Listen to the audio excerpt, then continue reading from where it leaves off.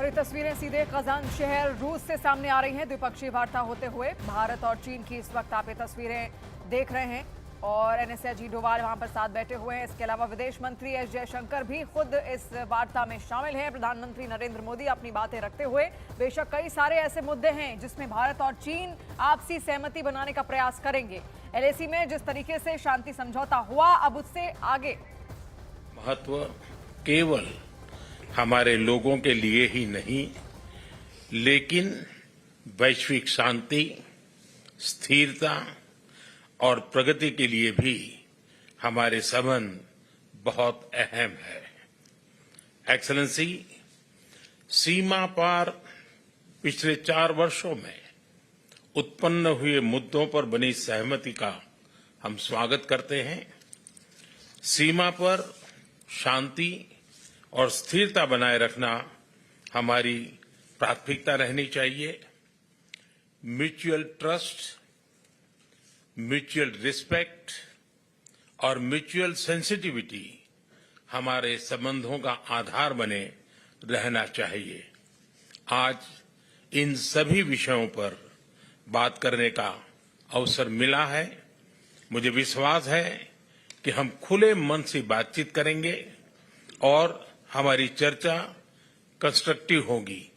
धन्यवाद।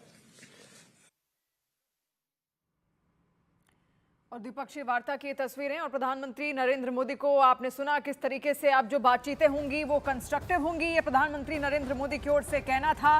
और कोशिश भारत और चीन की यही रहेगी कि किस तरीके से अब आपसी सहयोग बढ़ाया जाए और बॉर्डर पर जो हालात बने हुए थे लगातार तनावपूर्ण स्थिति में, उनको सुधारने का प्रयास उनकी ओर से किया गया। लेकिन अब आगे किस तरीके से काम करना है, बॉर्डर सहयोगी है क्योंकि एक दूसरे के आगे किस तरीके से मिलकर काम करें जो कि विश्व स्तर पर पहुंचे। और रूस भी कहीं ना कहीं यही चाहता था। ब्रिक्स ये 16वीं समिट जरूर है, लेकिन इससे पहले भी अगर आप ध्यान देंगे तो रूस का प्रयास हमेशा से ये रहा है कि रूस खुद चीन और भारत एक दूसरे के पास आए, एक दूसरे का सहयोग आपस में और ज्यादा बढ़ाएं, खुद को मजबूत करें। ये रूस का एजेंडा भी हमेशा से रहा है। और जो तस्वीर आज निकलकर सामने आई वो उसका साफ संकेत भी देती है, जहां पर पुतिन बीच में खड़े तो हैं और उनके ठीक अगल बगल में खड़े हैं शी जिनपिंग और प्रधानमंत्री नरेंद्र मोदी। तो खुद रूस का एक बहुत बड़ा प्रयास रहा है ब्रिक्स के जरिए। ब्रिक्स के जितने भी प्लेटफॉर्म है, जितने भी मंच हैं, उन पर जब जब भी बात आई है तो उनका हमेशा से रवैया इसी तरफ रहा है कि भारत और चीन मिलकर अगर साथ काम करेंगे तो विश्व पटल पर एक बड़ा संदेश जाएगा। क्योंकि रूस, भारत और चीन बहुत बड़े देश हैं, डेवलपिंग नेशंस हैं, और ऐसे में इनकी जो ताकत है वो भी बेहद मजबूती की और आगे बढ़ती हुई, अग्रसर होती हुई यहां पर दिखेगी जरूर। क्योंकि अब जो युद्ध का युग लगातार यहां पर चला आ रहा है, तमाम देश 2 धड़ों में यहां पर बढ़ते हुए दिख रहे हैं, दुनिया, विश्व 2 धड़ों में बढ़ता हुआ दिख रहा है। और ऐसे में अगर भारत और चीन आज एक दूसरे के आमने सामने होते हैं, एक दूसरे का जो सहयोग है वो अगर बढ़ाते हैं, शांति की ओर अगर अग्रसर होते हैं, तो ये बात फायदा सीधे सीधे रूस को भी पहुंचाएगी। ये बात फायदा खुद चीन के लिए भी करेगी और साथ साथ भारत के लिए तो करेगी ही करेगी। तो ये तस्वीरें इस वक्त आप जो देख रहे हैं कजान शहर से देख रहे हैं। जिनपिंग से मुलाकात हुई है, 5 साल बाद ये द्विपक्षीय मुलाकात यहां पर हुई है। लेकिन इससे पहले खास बात आपको ये भी बताते हैं कि प्रधानमंत्री नरेंद्र मोदी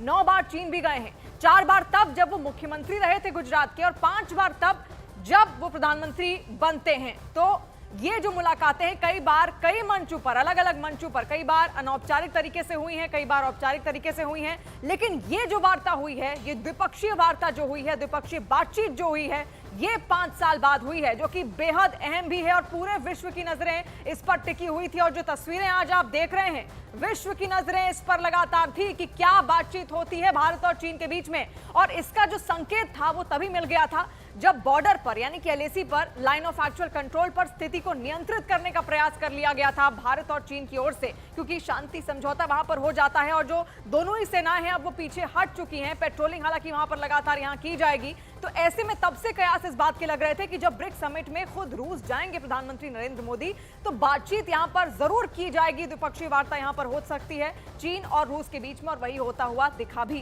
तो ये बेहद अहम है, ये मुलाकात बेहद अहम है, बातचीत बेहद अहम है, क्योंकि इसमें कई बड़े फैसले भी यहां पर लिए जा सकते हैं। और इसके अलावा खुद प्रधानमंत्री नरेंद्र मोदी ने यह कहा भी कि जो बातचीत है वो कंस्ट्रक्टिव हो, वो यही चाहते हैं। और भारत भी यही चाहता है कि जितनी भी अब बातचीतें हो, उनसे कोई ना कोई नतीजा जरूर चीन से निकलकर सामने आए और आपसी सहयोग से दोनों देश एक दूसरे के साथ आगे बढ़ें। क्योंकि एलएसी पर जो हालात उत्पन्न हुए थे उसके बाद कहीं ना कहीं जो तलखी है वो दिखने को मिलने लगी थी संबंधों में भारत और चीन के। और ऐसे में प्रधानमंत्री का जो बयान अब सामने आया है वो भी आप तक पहुंचाते हैं। दुनिया में शांति के लिए हमारा साथ जरूरी है, ये प्रधानमंत्री नरेंद्र मोदी ने कहा। पीएम मोदी और जिनपिंग की मुलाकात हुई है, जहां पर प्रधानमंत्री ये भी कहते हैं कि सीमा पर शांति और स्थिरता बनाई रखनी है। दुनिया में शांति के लिए हमारा साथ जरूरी है।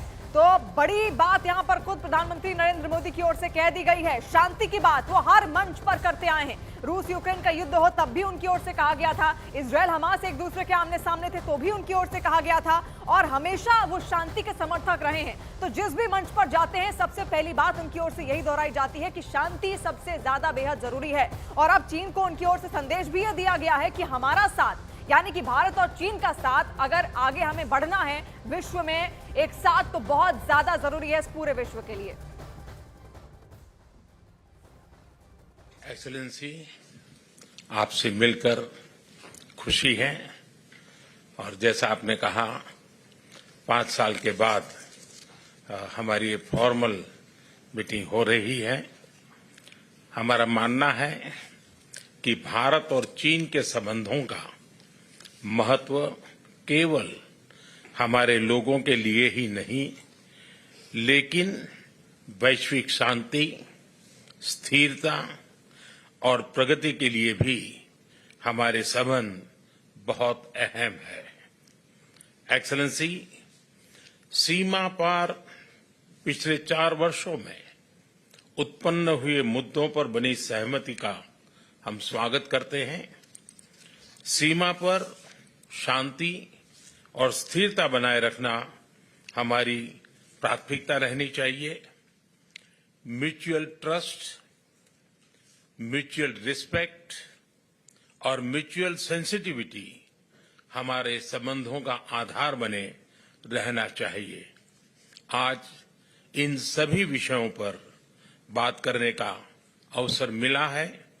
मुझे विश्वास है कि हम खुले मन से बातचीत करेंगे और हमारी चर्चा कंस्ट्रक्टिव होगी। धन्यवाद। प्रधानमंत्री नरेंद्र मोदी को आप यहां पर सुन रहे थे, किस तरीके से शांति स्थिरता की बात उनकी ओर से कही गई, और यह भी कहा गया कि सीमा पर शांति और स्थिरता बेहद जरूरी है अगर हमें आगे बढ़ना है। इसके अलावा जो म्यूचुअल रिस्पेक्ट है वो भी यहां पर बेहद जरूरी है भारत और चीन के बीच में। तो एक बहुत बड़ा संदेश यहां पर उनकी ओर से देने का प्रयास किया गया। खुद उन्होंने कहा कि 5 साल बाद ये औपचारिक मीटिंग उनकी हो रही है, औपचारिक वार्ता यहां पर उनकी हो रही है, और ऐसे में किस तरीके से कंस्ट्रक्टिव प्लानिंग के साथ वो आगे बढ़े उस पर लगातार यहां पर बातचीत जरूर होगी भारत और चीन के बीच में। तो ये जो मुलाकात थी बेहद अहम थी, कजान में, जिसका इंतजार तमाम देश भी कर रहे थे। दुनिया की नजर इस मुलाकात पर टिकी हुई थी क्योंकि अब तक 5 सालों में कोई औपचारिक वार्ता इस तरीके से हुई नहीं, कोई भी द्विपक्षीय वार्ता, द्विपक्षीय बातचीत भारत और चीन के बीच में नहीं हुई। इसका सबसे बड़ा कारण था LAC, यानी कि लाइन ऑफ एक्चुअल कंट्रोल पर जो गलवान घाटी में जो हालात उत्पन्न हुए थे, चुनौतीपूर्ण, तनावपूर्ण हालात जो पैदा हुए थे। लगभग 20 से ज्यादा मीटिंग्स हुई थी उस वक्त तमाम बड़े अधिकारियों की, लेकिन शांति नहीं हो पा रही थी। लेकिन अब शांति की ओर हम अग्रसर हो चुके हैं।